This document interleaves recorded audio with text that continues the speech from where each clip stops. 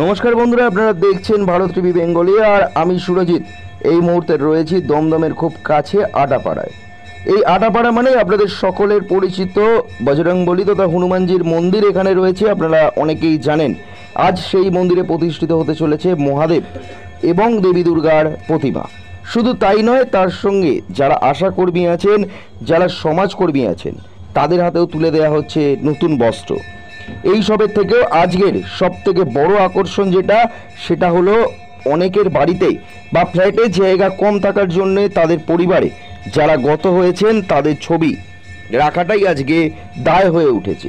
কারণ ছোট জায়গার জন্য অনেকেই ছবি রাখতে পারেন না বা মালা দিতে পারেন না। সেই পুরনো আমাদের যে সংস্কৃতি রয়েছে সেটাকে তুলে ধরবার জন্যে এগিয়ে এসছেন মানব দরদী এবং সমাজসেবক পাল্লাম শর্মা। ইতিমধ্যে অনেকে তাদের পরিবারের ছবি দিয়ে গেছেন এবং অনেকেই আছেন যারা পরিবারের ছবি দেওয়ার জন্য উৎসুক।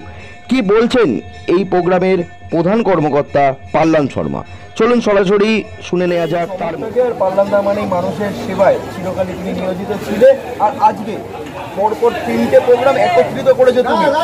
প্রথম প্রোগ্রামের কথা যদি বলি, সাধারণ মানুষের জন্য অনেকেরই বাড়িতে নিজের বাবা মার ছবিটা রাখা এখন সম্ভব হচ্ছে না, কারণ পূর্বপুরুষদের ছবি রাখতে গেলেও একটা জায়গার দরকার।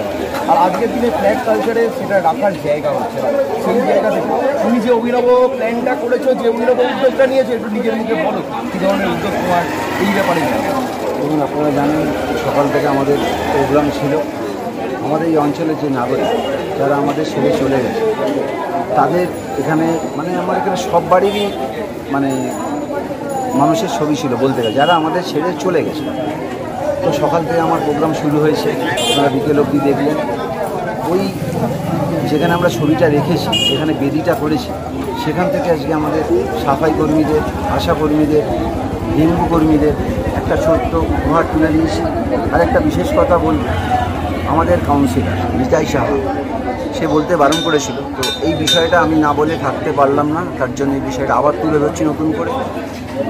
আশা করি যে শাড়িগুলো আমি দিয়েছি, নিতাইদা আমাকে ব্যবস্থা করে দিয়েছে, যে পারলাম তুমি প্রোগ্রাম করছো, এই শাড়িগুলো আমি তোমার ব্যবস্থা করে দিলাম। তো আপনাদের মাধ্যমেই বলতে চাই, নিতাইদাকে অসংখ্য ধন্যবাদ যে এই শাড়িগুলো আমার হাতে তুলে দিয়েছিল বলে আজ আমি আশা কর্মীদের দিতে পারলাম। আর আমাদের পঞ্চমুখী বালাজি মন্দিরের তরফ থেকে আমরা সবসময় প্রোগ্রাম করি, তার মধ্যে একটা ছোট্ট প্রোগ্রাম আমরা আসবো।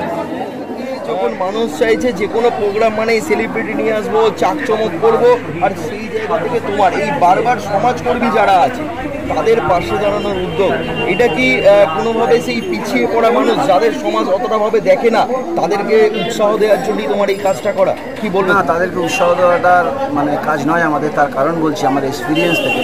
আমি কোভিডে যখন রাস্তায় ছিলাম, তো যখন রাস্তায় ছিলাম, বহু বাড়িতে আমার বন্ধু বা আমার বোনের বা আমার বন্ধুর মায়ের কোভিড হয়, তখন এই রিক্সা চালকদের আমি যখন গিয়ে বলেছি এই বাড়িতে কোভিড হয়েছে, তখন রিক্সা করে জেনারেল হাসপাতাল নিয়ে যেতে হবে, ওর গাড়িতে তুলে দিয়েছি। ও কিন্তু কিছু পা হয়নি, ও সোজা নিয়ে জেনারেল হাসপাতালে চলে গেছে। আমি যখন ওকে টাকাটা দিলাম, বললাম তুরোধ হতে পারতো, বলছে না এটাই তো আমাদের কাজ। তার জন্য আমরা সাফাই কর্মীদের, রিক্সা চালকদের, এই পরিচারিকা, তাদেরকে আমরা সেলুট করি।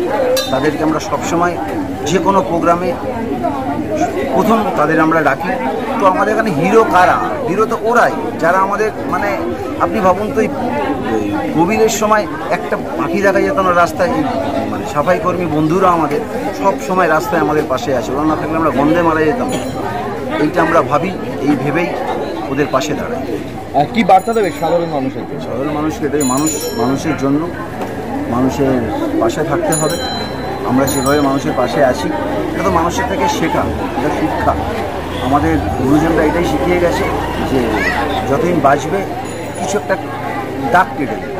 তো আমরা মনে করি এরকম একটা দাগ কেটে যাচ্ছে, হয়তো আমার পরের জেনারেশন মনে রাখবে, বা আমরা যেটা করছি সেটা দেখে এই পথেই